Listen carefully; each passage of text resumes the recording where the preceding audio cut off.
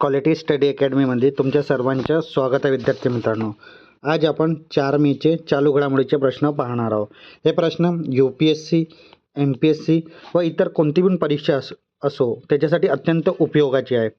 या सिरीजमध्ये आपण एक्झाम पॉईंट आपण एक महत्त्वाचा टॉपिक पाहतो. तर आजचा आपला महत्त्वाचा टॉपिक आहे युद्ध अभ्यास. याबद्दल आपण संपूर्ण माहिती पाहणार आहोत. विद्यार्थी मित्रांनो, अत्यंत महत्त्वाचा टॉपिक आहे आणि एक्झाममध्ये याबद्दल प्रश्न असतो. तर हा व्हिडिओ तुम्ही शेवटपर्यंत पहा, कारण की एक एक प्रश्न अत्यंत महत्त्वाचा आहे. चला आता आपण चालू घडामोडीचे प्रश्न पाहूया. तर काल विचारला गेला प्रश्न होता विद्यार्थी मित्रांनो तुमच्यासाठी, कोणत्या देशाने ओपेकमधून बाहेर पडण्याची घोषणा केली? तर तो देश होता विद्यार्थी मित्रांनो UAE म्हणजेच संयुक्त अरब अमिरात. तर पर्याय क्रमांक 4 आपला योग्य उत्तर आहे. चला मित्रांनो, आता आपण आजचे प्रश्न पाहूया.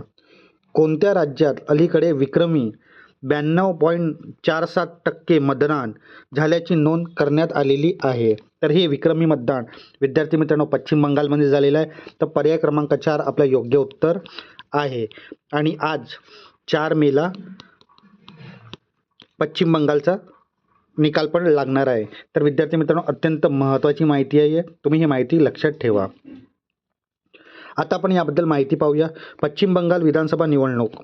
राज्य पश्चिम बंगाल. विक्रमी मतदान किती टक्के झाले आहे? 92.47%. एकूण 2 टप्प्यात मिळून एवढा विक्रमी मतदान झालेला आहे. पहिला टप्पा 23 एप्रिलला 93.19 एवढा मतदान झालं.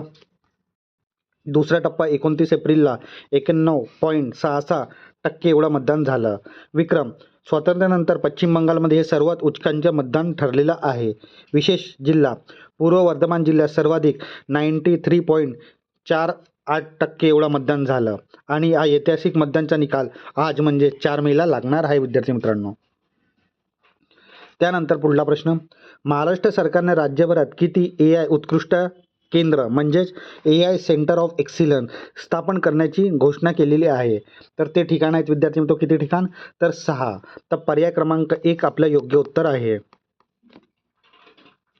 महाराष्ट्र AI उत्कृष्ट केंद्र.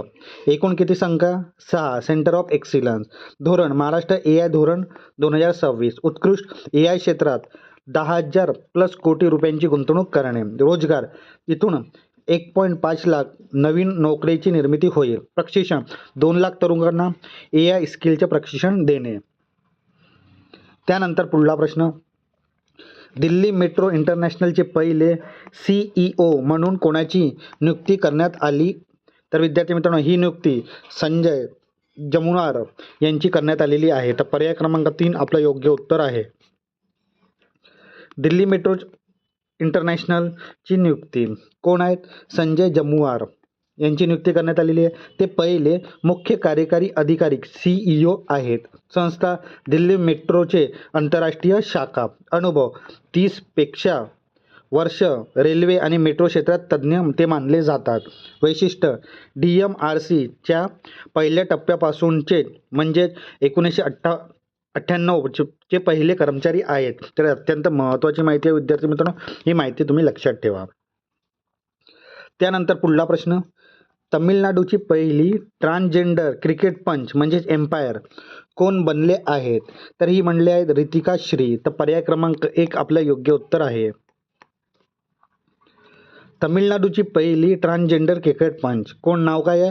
रितिका श्री. ओळख. तमिळनाडूची पहिली ट्रान्सजेंडर क्रिकेट पंच म्हणून त्यांची ओळख आहे. संस्था तमिळनाडू क्रिकेट असोसिएशन. शिक्षण. त्यांनी तमिळनाडूची शारीरिक शिक्षण आणि क्रीडा विद्यापीठातून शिक्षण पूर्ण केलेलं आहे. महत्त्व. क्रिकेटच्या मैदानावर पंच म्हणून जबाबदारी स्वीकारणे त्या राज्यातील पहिली ट्रान्सजेंडर व्यक्ती ठरल्या आहेत.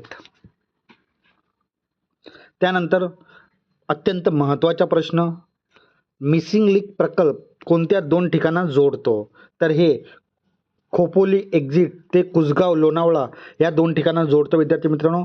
तर पर्याय क्रमांक 2 आपलं योग्य उत्तर आहे. अत्यंत महत्त्वाचा प्रश्न आहे. हा प्रश्न तुम्ही स्टार मार्क करून ठेवा. त्यानंतर याची रिलेटेड प्रश्न, मिसिंग लिंक प्रकल्पाची एकूण लांबी किती किलोमीटर आहे? तर विद्यार्थी मित्रांनो, हे लांबी 13.3 किमी एवढी आहे. तर पर्याय क्रमांक 3 आपलं योग्य उत्तर आहे.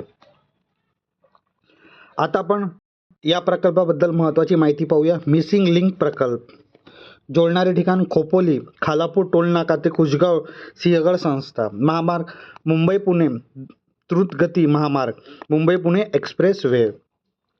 लांबी किती आहे विद्यार्थी मित्रांनो? एकूण 13.3 किलोमीटर एवढे. वैशिष्ट्य जगातली सर्वात रुंद 8 पदरी बोगदे या प्रकल्पात आहेत.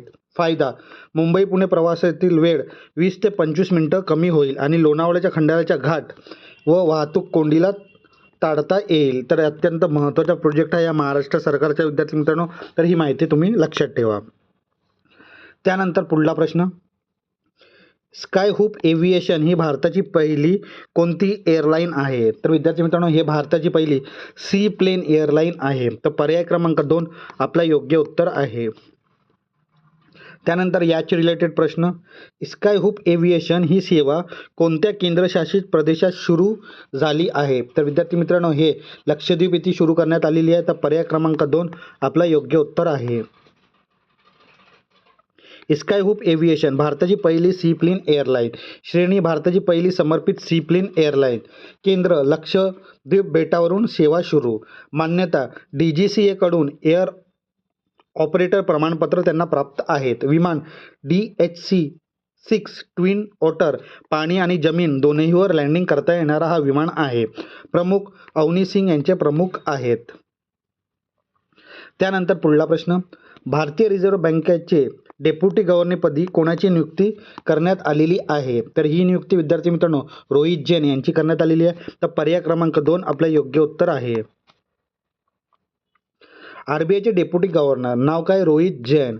कालावधी 3 वर्षासाठी नियुक्ती करण्यात आलेली आहे. उत्तराधिकारी TB शंकर यांची त्यांनी जागा घेतली. पूर्वपद RBIचे कार्यकारी संचालक. एकूण संख्या RBIमध्ये एकूण 4 डेप्युटी गव्हर्नर असतात. त्यानंतर पुढला प्रश्न, EPFO ने निष्क्रिय PF खात्यांच्या मागोवा घेण्यासाठी कोणता पोर्टल सुरू केलेला आहे? तर त्या पोर्टलचं नाव आहे विद्यार्थी मित्रांनो ई-प्राप्ती पोर्टल. तर पर्याय क्रमांक 2 आपल्या योग्य उत्तर आहे. EPFOची ई-प्राप्ती पोर्टल नाव काय? ई-प्राप्ती पोर्टल. उद्देश्य निष्क्रिय PF खात्यांच्या मागोवा घेणे. तंत्रज्ञान पूर्णपणे आधारित प्रणाली असणार आहे. फायदा जुनी खाते UN शी जोडणं सोपं होणार आहे. संस्था कर्मचारी भविष्य निर्वाह निधी संघटना. त्यानंतर विद्यार्थी मित्रांनो आपण आपल्या सिरीजमध्ये एक्झाम पॉईंट ऑफ व्ह्यूने एक महत्त्वाचा टॉपिक पाहतो. तर आजचा आपला महत्त्वाचा टॉपिक आहे युद्ध अभ्यास. याची आपण माहिती पाहणार आहोत. अत्यंत महत्त्वाचा टॉपिक आहे आणि येणाऱ्या एक्झाममध्ये याबद्दल प्रश्न असू शकतो. तर वर्ष 2025चे युद्ध सराव, एकता सराव भारत आणि मालदीव या 2 देशादरम्यान होतो आणि ठिकाण मालदीव. टायगर ट्रम्प भारत आणि मलेशिया या 2 देशात होतो, ठिकाण राजस्थान. गरुड शक्ती भारत आणि इंडोनेशिया या 2 देशात होतो, ठिकाण हिमाचल प्रदेश. त्यानंतर गरुड भारत आणि फ्रान्स या 2 देशात होतो हा युद्ध सराव, ठिकाण फ्रान्स. त्यानंतर अजय वॉरियर भारत आणि युनायटेड किंगडम या 2 देशात होतो, ठिकाण राजस्थान. त्यानंतर कोकण भारत आणि युनायटेड किंगडम या 2 देशात होतो, ठिकाण भारतच्या पश्चिम किनारा. आता विद्यार्थी मित्रांनो त्यानंतर स्लायनेक्स भारत आणि श्रीलंका या 2 देशात होतो, ठिकाण कोणतं आहे? तर श्रीलंका. त्यानंतर जायमेक्स भारत आणि जपान या 2 देशादरम्यान होतो, ठिकाण जपान. सूर्यकिरण भारत आणि नेपाळ या 2 देशात होतो, ठिकाण पिथौरागड राजस्थान येथे. त्यानंतर विद्यार्थी मित्रांनो आपण 2026 मधले युद्ध सराव पाहूया. वज्रप्रहार भारत आणि अमेरिका या 2 देशात होतो, ठिकाण हिमाचल प्रदेश. धर्मा गार्डियन भारत आणि जपान या 2 देशात होतो, ठिकाण उत्तराखंड. त्यानंतर लॅमियत 2026 भारत आणि शेशेल या 2 देशात होतो, ठिकाण शेशेल येथे. तर हे विद्यार्थी मित्रांनो 2026चे महत्त्वाचे युद्ध सराव आहेत आणि येणाऱ्या एक्झाममध्ये याबद्दल प्रश्न असू शकतो. तर ही माहिती तुम्ही लक्षात ठेवा. त्यानंतर आजचा प्रश्न क्वेश्चन ऑफ द डे तुमच्यासाठी आहे. तर भारतीय रिझर्व्ह बँकेने शहरी सहकारी बँकांना बळकट करण्यासाठी कोणता उपक्रम सुरू केलेला आहे? तर हे पर्याय तुमच्या समोर आहेत विद्यार्थी मित्रांनो. या पर्याय म्हणून अचूक उत्तर कोणतं आहे तुम्ही नक्की कमेंट बॉक्समध्ये सांगा. चुकला तरी काही हरकत नाही, येणाऱ्या व्हिडिओमध्ये आपण याबद्दल माहिती पाहणारच आहोत. तर विद्यार्थी मित्रांनो या प्रश्नाचं उत्तर द्यायला तुम्ही विसरू नका.